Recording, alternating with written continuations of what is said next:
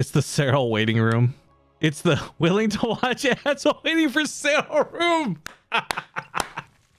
Okay, folks, let's get to it. It's the match you've been waiting for.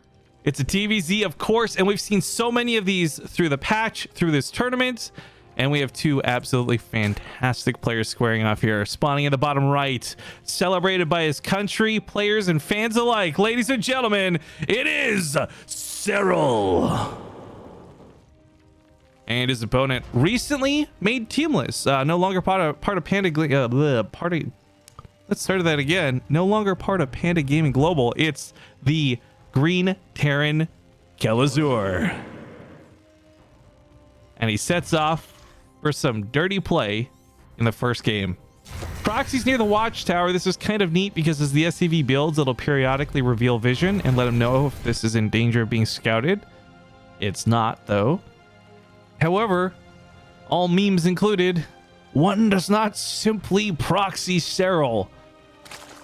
I've actually had the pleasure of watching a couple of these, both from what I've casted and seen, and Serral seems really good at defending against this. I mean, in general, Serral doesn't seem to have a lot of weaknesses. I'm not going to make him out to be invincible. He's obviously lost games, but it's not like this is him reaching out for a 3-base fast hatchery, greedy, dumb, silly build. The Overlord's going to see this. He's played pretty conservatively with his opening. I wish the pool was maybe done a little bit faster for this, but other than that, like, this is fine. And it's Marines too. It's not even Reapers. So the commitment here out of Kelazhur is not that big. They'll try to put a bunker down, but the drones have already been pulled to try and anticipate this. Having scouted this was big. That Overlord was in such a good position. Oh, Kelazhur's rocking the classic Marine skin, by the way. I gotta be honest, I really like the way these look. SCV gets... Oh, bunker gets canceled. The SCV doesn't die. A little bit of surface area made, but a lot of drones pulled. This is kind of working out for Kelazhur in a very inadvertent way.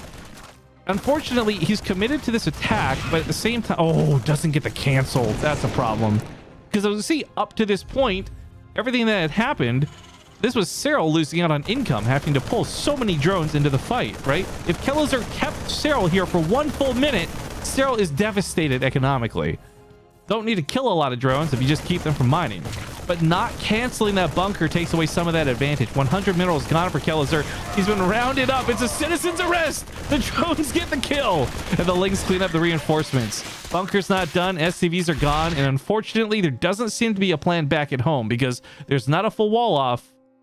The Reapers make a lot of sense in terms of trying to get back home to deflect if there was a counterattack, but there's not. As he continues this, it's interesting to see this be the follow-up. You'll notice speed not started, not finished, not happening. So the Reapers will have a very definitive edge.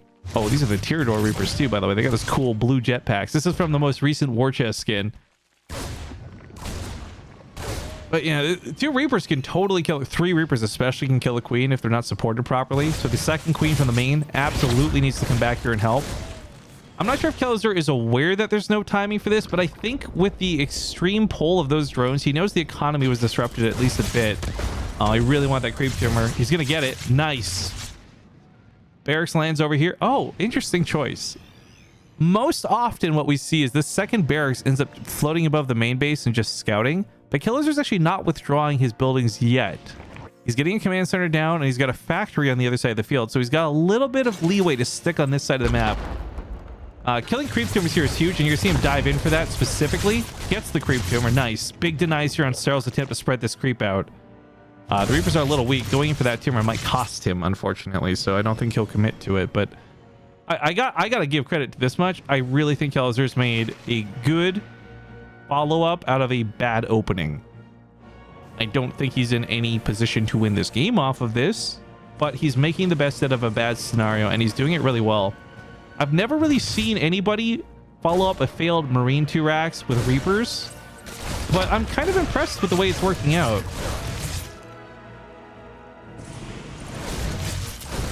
Oh, there's a lot of Zerglings. No speed, but they still get the surround on creep. Reaper's unfortunately in some danger. If all these go down, he loses his map presence on the map. Oh, nice denying the creep tumor.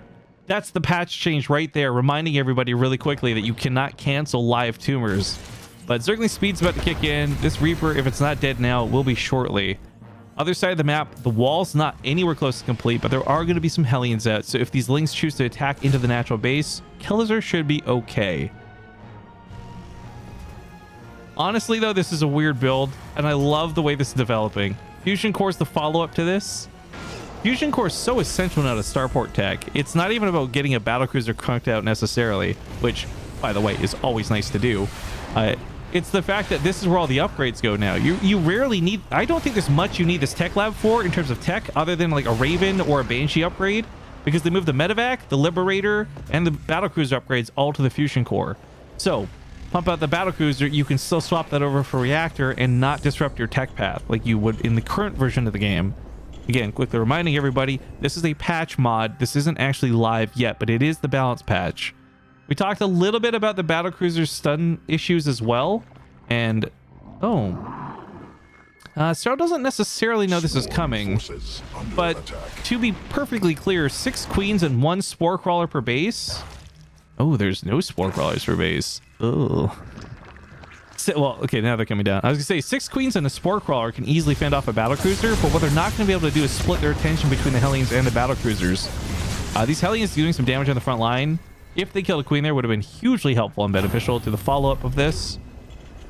But Kelazhur's also not pumping out Yamato cannons, so this doesn't look to be a big commitment out of the battlecruiser. If anything, maybe 2 get made here, and you can choose to commit to it later.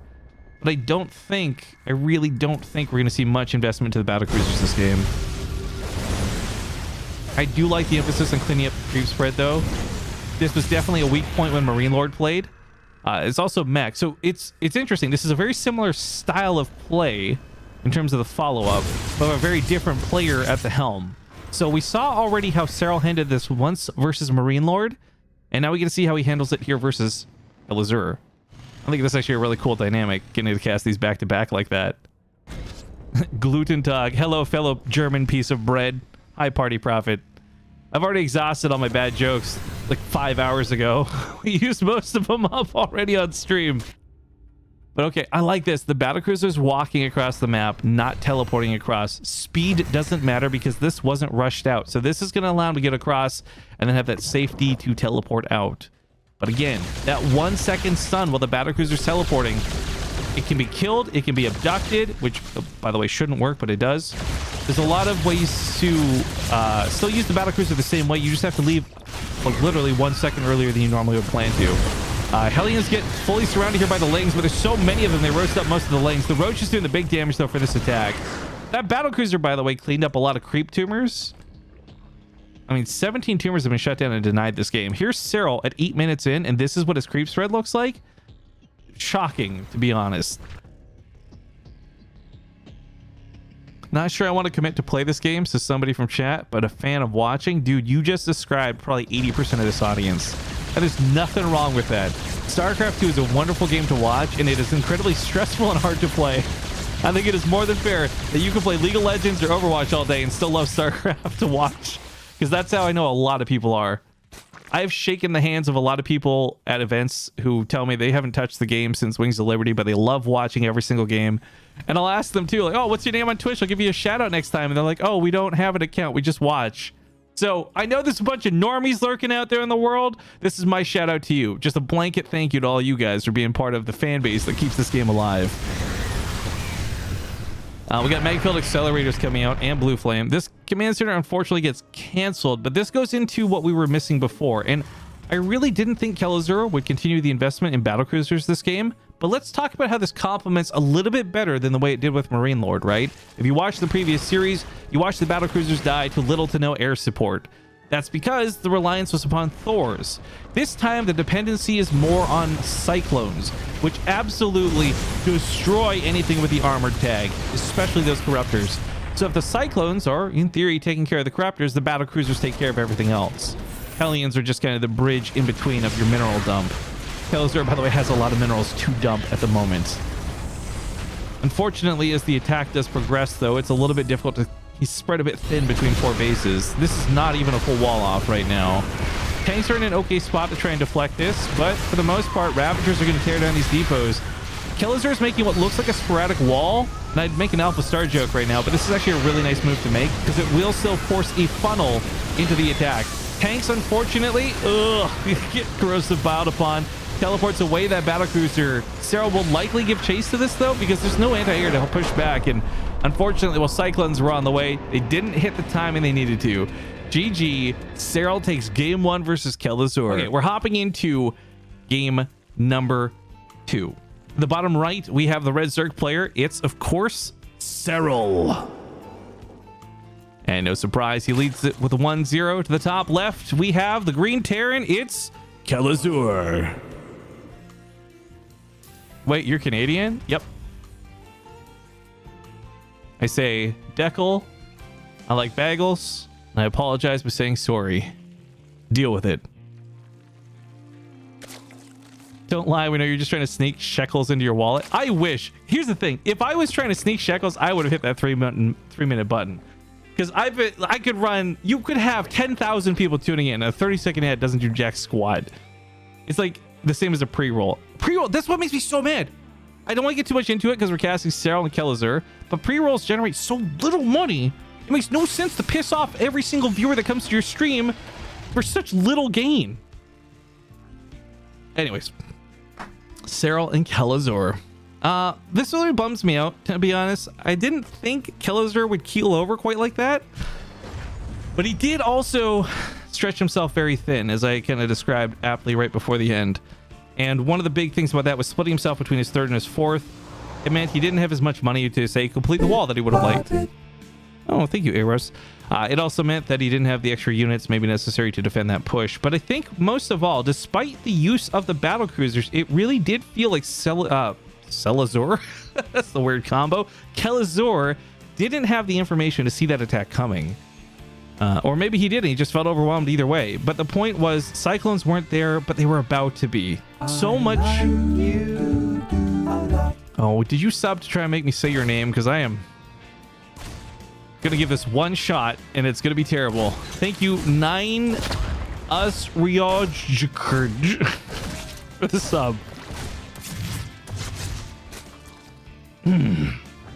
Anyways, he was about to have what he needed. So, for one hand, it's really impressive watching Serral hit that decisive timing. On the other, it's just sad because Serral, I think, would not have won the game so easily. He may have still won the game, but not quite so easily with the way Kelazhur just kind of keeled over there. And part of me does question whether that was the battlecruiser investment more than anything else.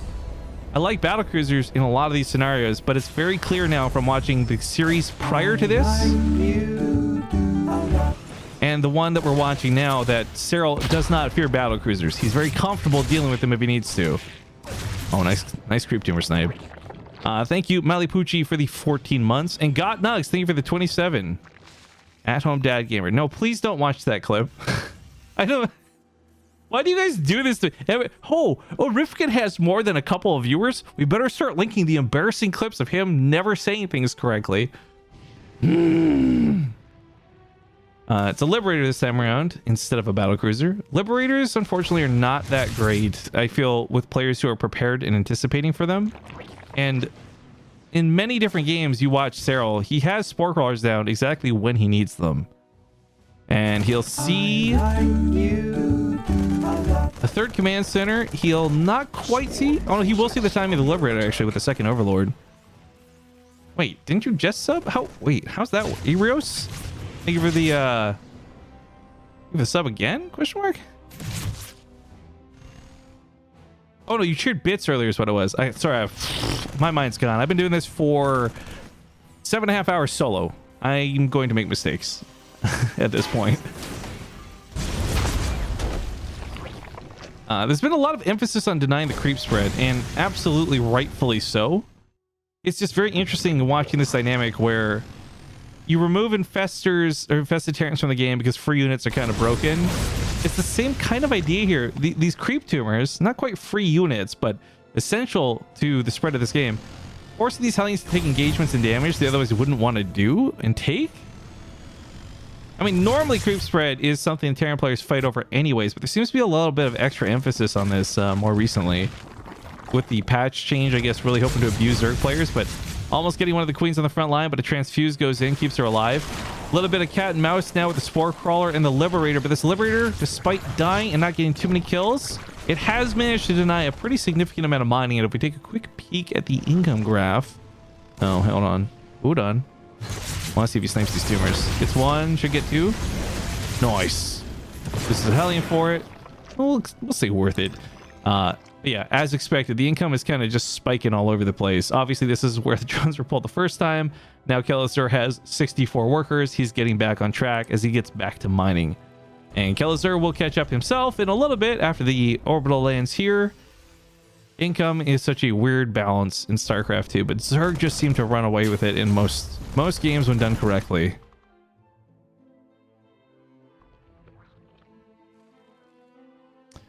Look at Baneling's speed. Oh, almost halfway done. Banelings are definitely the right call because this bio, and this goes back to Serral investing in a fast overlord speed so that he could get that confirmed scout on the base to see the extra barracks coming down. Knowing what he's playing against is probably an undervalued but really powerful part of why Serral plays so well. I've cast my fair share of games where Koreans just made the wrong units against the wrong composition because they misunderstood what they scouted or there was a swap out.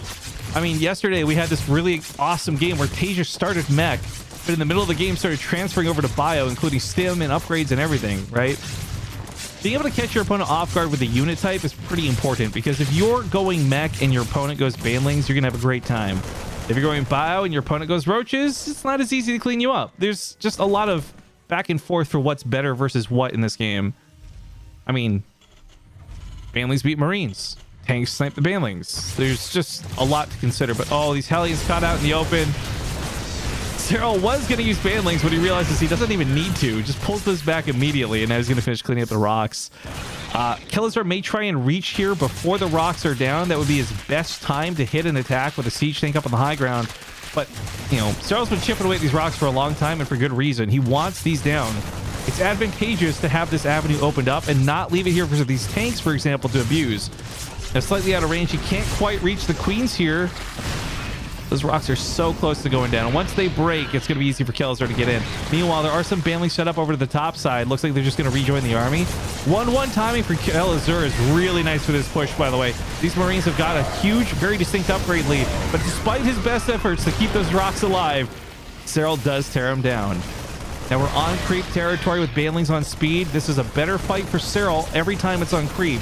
It's a little bit more difficult once he has to get off of it near that ramp, and that's why this creep tumor shutdown has been such an emphasis for Kelazhur so far in this game. Killing a few more of these would-be banelings is really nice as well. Classic Marines getting classically surrounded. Tanks have got to focus fire on the banelings. You do see him clicking on the banelings specifically. More banelings come from the backside. Where did all those banelings come from? Serral actually doesn't take a great fight here, and Kelazhur now up about 20 or 30 army supply. Well, I guess with units on the way, depending on your point of view. But anyways, up an army supply in a pretty nice way. Tank sets up once again. Banelings are still terrifying to worry about in this situation.